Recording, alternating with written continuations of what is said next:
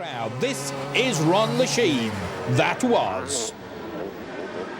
The 26-year-old Honda rider from Berkshire is the 1989 World 500cc Motocross champion. Rick Johnson took the checkered flag and the 500cc crown. A few minutes later, he had this to say. Thank God it's over.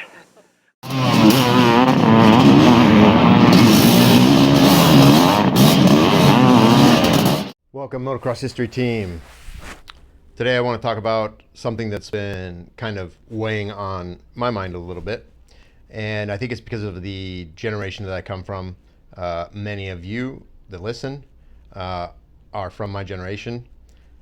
The median age for this channel, according to YouTube stats that they send me, is from 35 to 65. The majority, over 70% of all viewers, are within that age limit. So, having said that, the reason why I wanted to bring up this point today was because of the shift and that I see in today's motocross. Now, a lot of you guys are of the same mindset as am I, and I love that. I feel like I found my pack. And we all do something very similar every time we watch a motocross race today. We can't help but compare it to the times when everybody knows it, the golden era of motocross, when we were young, 80s, 90s, and early 2000s. It wasn't just because it was two strokes. It was just the golden era because it was the golden era. I mean, it was the best. I mean, you look at a mid-90s, early 90s, 250 or 500, and you look at today's bikes, the engineering is not much different. The suspension travel, the wheelbase, the jumps, like so much of it is still similar. It's almost like it advanced to a point and it stayed where it was. The biggest difference are four strokes. And because overall, overwhelmingly, we all know this, four strokes are easier to ride than two strokes. They're more forgiving, and in a sense easier, not easier like, hey, you can just get on a four stroke and all of a sudden you're freaking whoever, you're Jet Lawrence. No, they're more forgiving. There's so many benefits in that sense to a four stroke, but at what cost?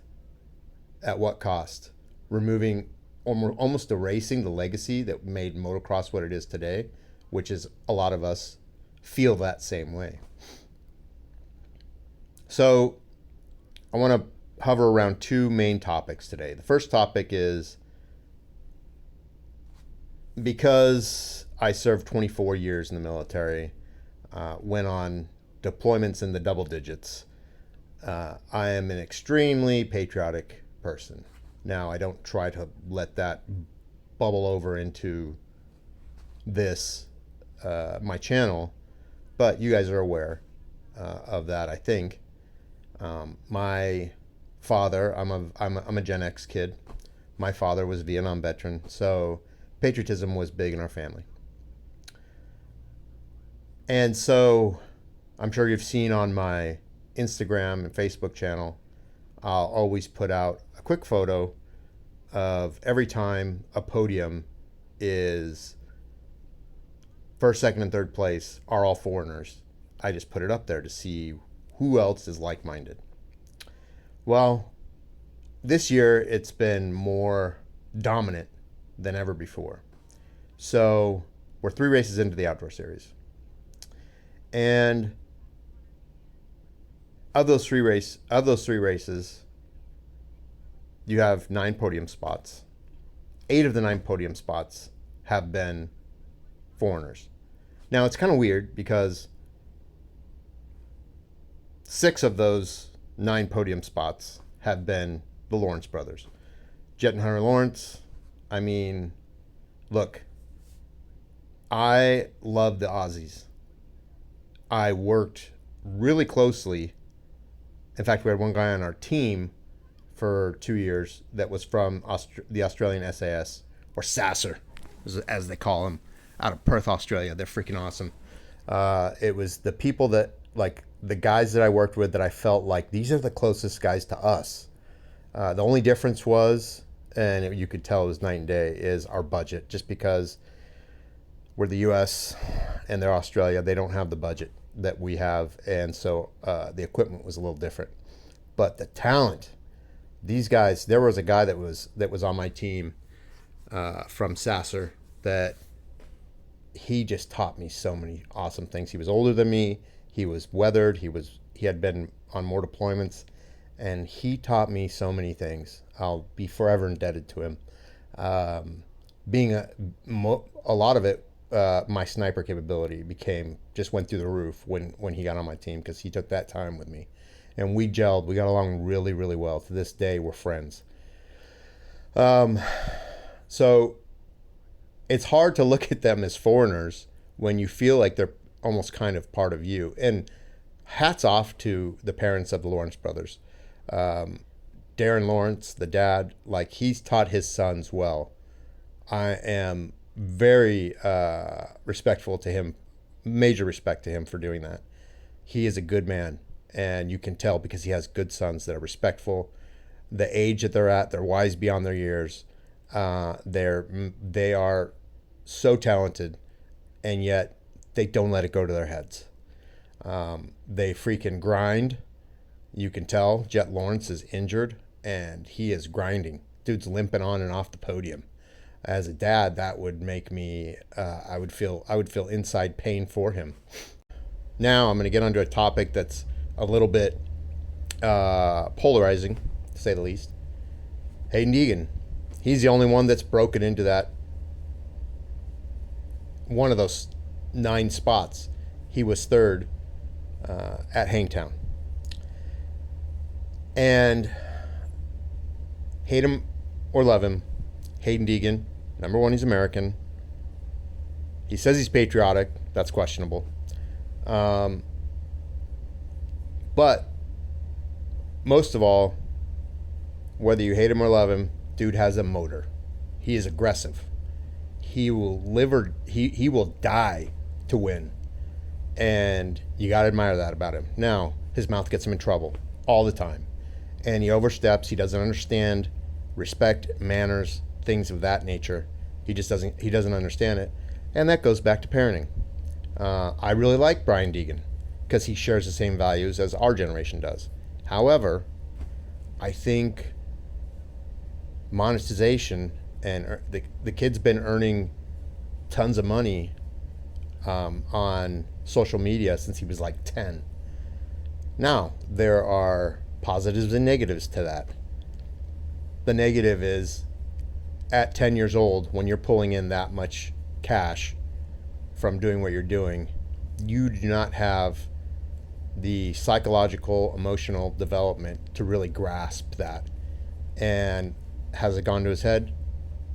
You can tell if you don't know Hayden Deegan from a stranger on the street and you don't know anything about motocross, and you talk to Hayden Deegan for 10 seconds, you know that it's gone to his head. However, he does not let that affect his riding. Kid wants to win at all costs. And you can tell that people are referring to him as kid, even though he's 20 years old already. So compare the 20-year-old Hayden Deegan to the 20-year-old Jet Lawrence. Jet Lawrence is 22. Go back to 2024 when Jet Lawrence, I think he won every single moto of the outdoor series that year. Did he let it go to his head? Absolutely not. Respectful, understood what he was doing, understood how great it was, and night and day difference. Jet Lawrence was respectful during that whole time where he could have just been an absolute douchebag. And imagine Hayden Deegan going 24-0. It would be unbearable to hear any word that comes out of his mouth, because he's a douchebag. And there's just no other way of putting it. However, that being said, he is also an American, and he's also will win at all costs, and you want to see that. He is the only hope that we have to dominating the podium again. So, is it possible for people of our generation who love this sport more than anything in the world to get behind him? That's the question I have for you guys. Can we look past that nonsense and get behind him? I said immediately when this most recent race happened, Thunder Valley, I'm like, you know what, I'm going to get behind this kid. I'm going to. Because he's American, and we need to be up there on the podium. Not just be on it, we need to be freaking dominating it. That being said, you look at, let's go down our top 3 American riders in the 450 class. In my mind, Eli Tomac, most talented out there. Unfortunately, he's injured. And he's going, you can tell he's going through an internal struggle right now. He's like, I don't have to be out there anymore. I've done everything there is to do. I don't need to be out there anymore. Now, I think he looks at that and he matches it up with his skill level he still has, where he can, I mean, the dude snapped off 4 freaking Supercross wins at the age of 32 or whatever, and led the series for half of the season. And then something happened, injury. I think it was injuries that he was trying to hide, and good on him for being private. But it wasn't in the cards. And I'm not taking anything away from Ken Roxon, because that's an awesome dude there too. However, Eli Tomac, I'm going to say number 1. Unfortunately, is injured. Chase Sexton, I'm going to say number 2. Chase Sexton has won 450 Supercross title, 450 outdoor title. He has been one of the guys outside of Eli Tomac that has been able to take it to the Lawrences. I mean, go back to last year's Washuo race. That was a work of art, what he did on that KTM and how he got Jet Lawrence to make mistakes. He's one of the only guys that's been able to do that. Now, apparently, he's kind of got that diva attitude when he's internally with a team. I don't know why he's bouncing from Honda to KTM to Kawasaki. His most recent move to Kawasaki, that was a horrible mistake. He knows it. We all know it. And he almost ended his career there on press day at Thunder Valley with that massive get-off. I don't know what happened. Some people say the motor cut out. Some people say that, you know, he was pressing on the back brake to get his front end down over that jump. And, you know, for those of you who ride, you know that if you use that rear brake, before you touch that thing, you have got to pull in the clutch, or your bike or your motor will die. And some people say he forgot to pull in the clutch. Whatever the case may be, he nearly ended his career there. He's lucky that he just tweaked his knee a little bit. I think he'll be back before the series is over. But I don't see him doing any damage at all, until he gets off of that Kawasaki, bottom line. And I don't know who's going to take him. There are some rumors that he might go to Yamaha. He would do great on a Yamaha. But the problem is, internally, there's been rumors that he's kind of started to garner the reputation that once he gets to a team, toxicity starts to form, and you never want that. So those are the top 2 guys, Americans, Eli Tomac, Chase Sexton. They both run a Motocross of Nations. They both won multiple titles. The third guy, and the only guy that's active that has a shot to beat any foreigners right now, is Hayden Deegan. That's just the facts. That is just the facts. You got some guys that look good, that are up and coming, but they're just not there yet. The facts are that Hayden Deegan is the other guy. So, love him or hate him, I urge you guys to get behind him for America's sake. All right, let me know if I'm off on anything. I know this is not motocross history. There's a little bit dabbled into it, but I wanted to get this out. I wanted to get your guys' take. I wanted to see if I'm off base on anything. You guys know so well that I learned so much from you guys, and you guys pull out such great stats and analysis of races that either bolster the point of what I'm making, or defending a different point with, like, hey, look, Mr. History, it's different, and here's why. You're off base, and here's why. So please continue to do that. Freaking love you guys. I love the support. Keep on bringing it. And hey, if you have a 2-stroke, especially 500, freaking get out there this week. Make magic happen. And I'll see you guys on the next one.